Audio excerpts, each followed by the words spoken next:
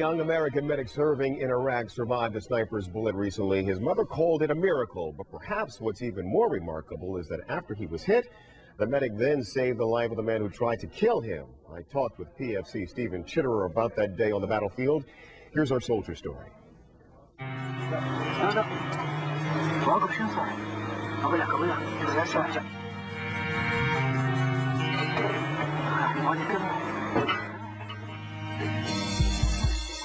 Let me first ask you, did this day, the day on which you were shot, did it start out any differently than any other day since you've been in country in Iraq? Pretty much started out just like every other day. Just got down to the trucks, put your stuff on the truck, get in the truck, get your brief, and let's go. Time to go out and hopefully get some bad guy. So my understanding is you're on a routine patrol, just doing what you've been doing any number of days in country in Iraq. And then describe for us what happened and what you remember. Allahu Akbar. Allahu Akbar. Allahu Akbar. Allahu Akbar. What had happened was we were going down one of the routes. Somebody opened up with an automatic rifle, shot at one of our Humvees. We then moved into what we call a cordon. You just basically surround off the block, and we started searching homes.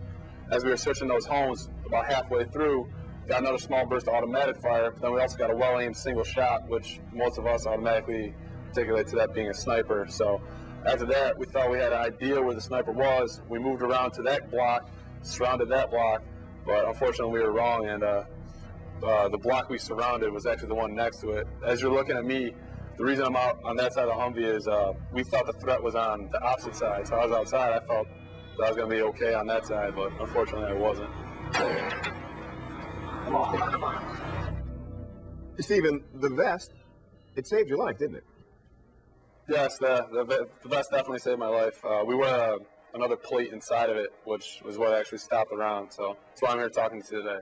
How concerned were you that the video that the world has seen now of this attack on you, how concerned were you that the video was getting out ahead of your ability to even communicate to your family that you were okay? I was pretty worried about that. Right when it first, like the couple nights after, I heard through the rumor mill that it had been released, so I was like, oh man, I haven't even talked to my parents yet.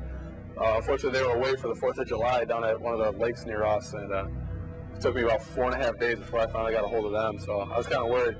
They got home, and there's only like 3 or 4 messages from local media trying to contact them, so I'm just glad I got a hold of them. They heard my voice. That's pretty much, that's the only thing I was worried about, was just my parents getting worried, seeing the video before they heard from me. Did you talk to them on the phone? Did you email them? And if you talked to them on the phone, give us a little bit of that conversation.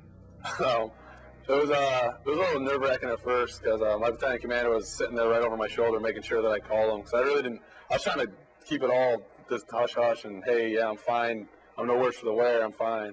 But my battalion commander made me call. I'm like, hey, Mom, how you doing? I just want to start this off. I'm okay, but I don't know if you heard yet, but I got shot the other day, and just kind of explained what happened. She got all nervous. I said, what do you mean there's a video? He goes, Mom, they taped the whole thing. Why? For training. I wasn't supposed to live. It was for training. Allahu Akbar. Allahu Akbar. Allahu Akbar. It was the sound more than the actual action. And to hear the Iraqis talking about my son and to have him in their sights. For me, the initial feeling was anger. Then I started sobbing hysterically. I mean, it was amazing to see how close it came. Allahu Akbar. Allahu Akbar. I said, Steve, they were laughing. He said, no, Mom, they were praying. No, because I said, we go into battle, we pray, so do they. We were starting to think that, okay, we can do this, we'll be home soon. And then it all just kind of was put right back into perspective, what these guys go through every single day. And it's hard. It's hard. This brought it all home. When was the first moment, and describe that moment for us, when you realized, hey, I've been shot, I could have died? As soon as I hit the ground, I knew I was hit, and I was like, oh man, I got hit. But I'm like, well, it doesn't hurt too bad, so I guess I'm okay. So pop back up, got her on the Humvee. When I get on the Humvee, I take a knee and I kind of open up my vest, and I'm like, whew, all right, no blood, good to go. All right, let's go get him. Well, Stephen, talk to us about that. You and the other members of your team, you actually did go after the person who shot you, and you found that person, didn't you? We chased the vehicle down. We ended up having to disable it. They wouldn't stop for obvious reasons. One of the gunners on our Humvees shot out the tires on the vehicle, so they ended up bailing out. And they went running into a neighborhood. We chased after them. Eventually, we had two sections with us that day. One section went down to the road before they went down, to kind of as a blocking force. And we kind of went to the street they went down, trying to push them towards our other Humvee. And it actually worked for the driver. The driver, just luckily enough, was running, jumped over a fence, and there was our Humvee sitting right there. So that was an easy nab. And then we're going through the houses and trying to talk to the families. Hey, have you seen this guy? Have you seen this guy? All the Iraqi people in that area were extremely helpful. Like, oh yeah, he went this way, he went that way. We ended up finding a blood trail from the wounds that he had received.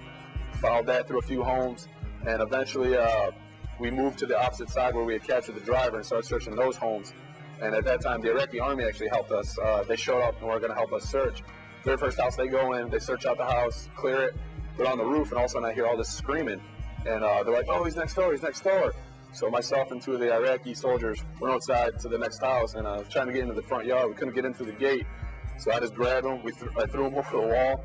I jumped over the wall after him, just ran up, grabbed him, dragged him out in the yard, patted him down, make sure he didn't have anything else on him. We cuffed him and bandaged him up and locked him up.